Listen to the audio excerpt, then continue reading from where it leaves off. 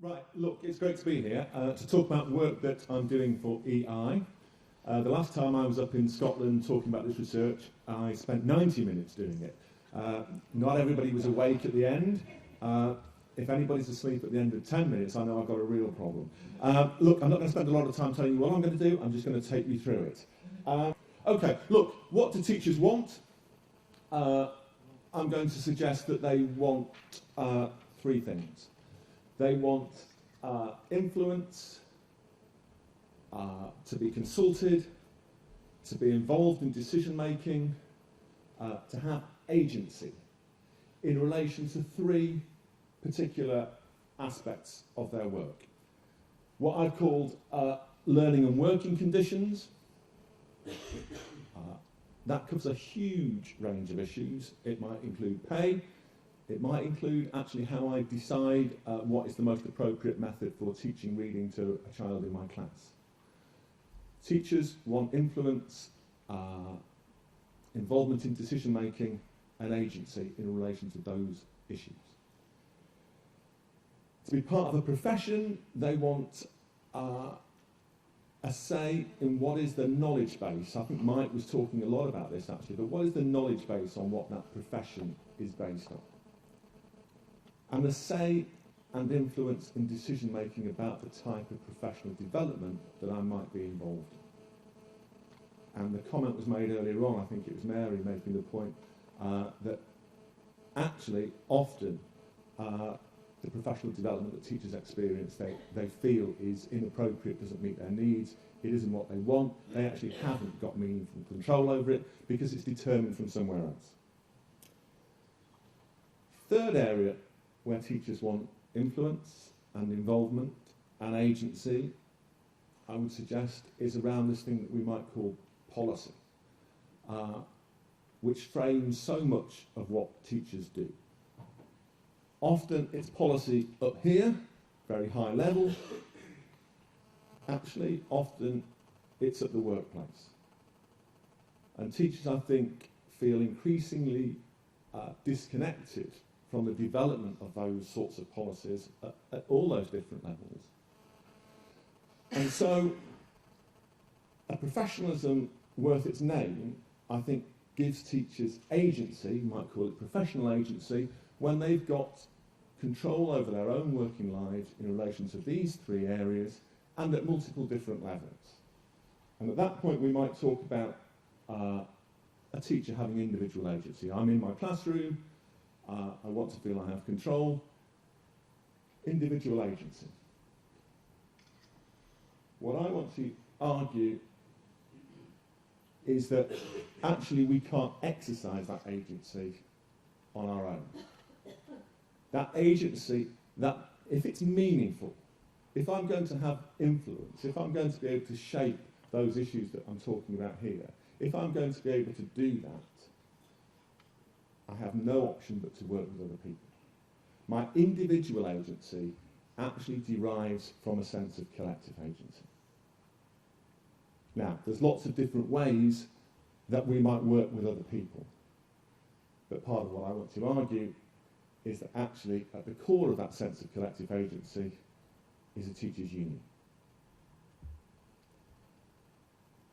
It is teachers' unions that are that have the independence, the mass membership reflecting the majority. Teachers, very highly unionised, speak for the majority of the profession, and the democratic structures, which mean that although I might work in collectives of all different types, actually the union ought to be central to me being able to exercise my agency.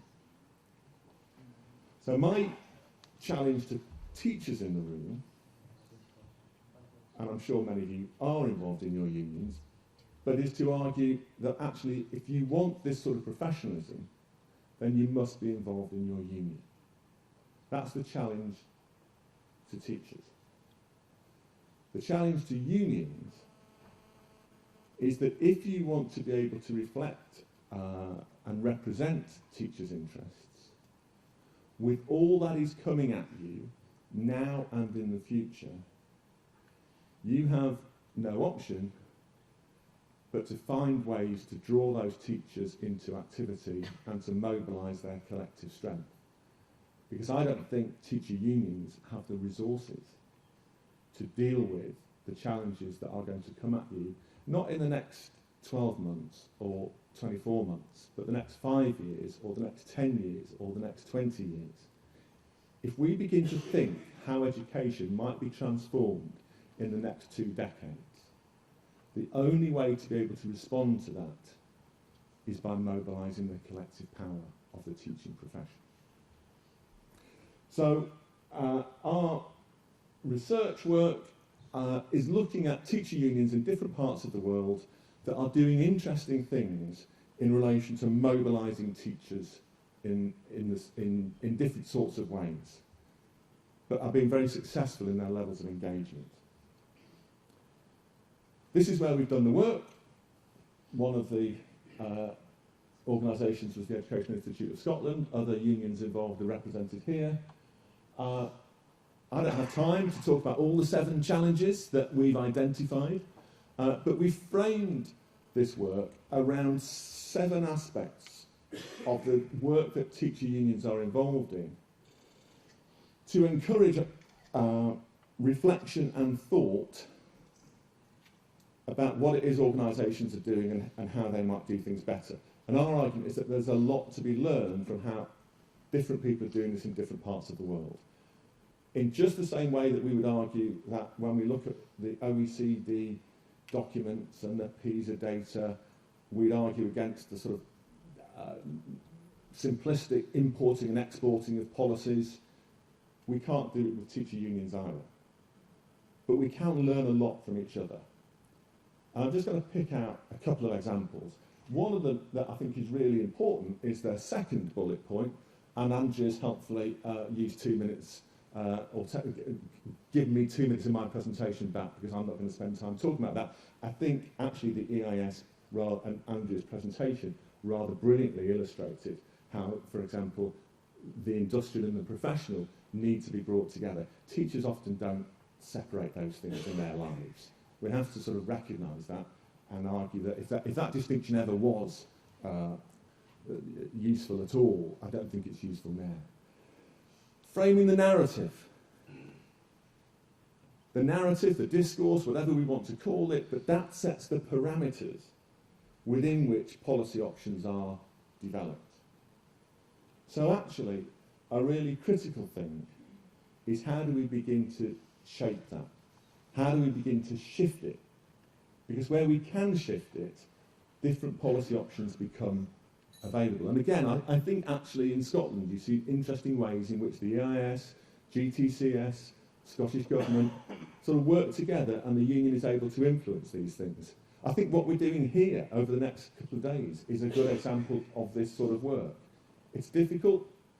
It's really difficult in some places, and I speak as somebody who does my work in England, it's really difficult. But actually, it's central. It's critical, because everything else is framed within it. I'll go right to the bottom 2 and talk about the need to create alliances. So one of the things that we identified is the need to create alliances within the teaching profession.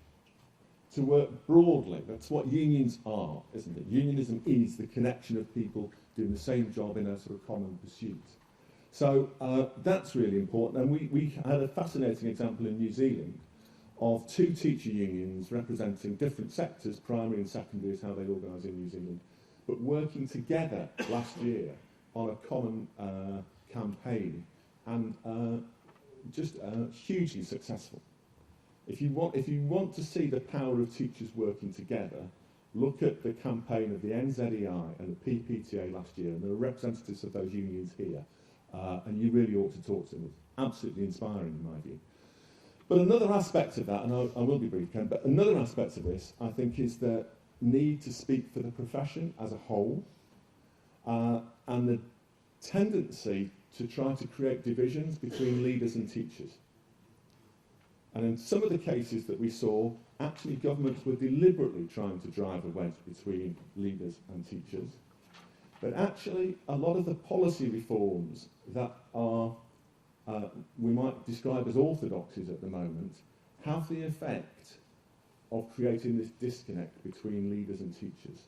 Where systems, I think, have protected public education more effectively, teacher unions have been able to speak for all teachers, leaders and classroom teachers. They've held that together.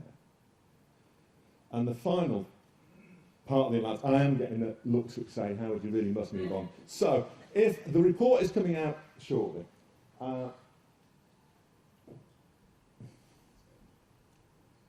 it's an international summit, and so that's deliberate.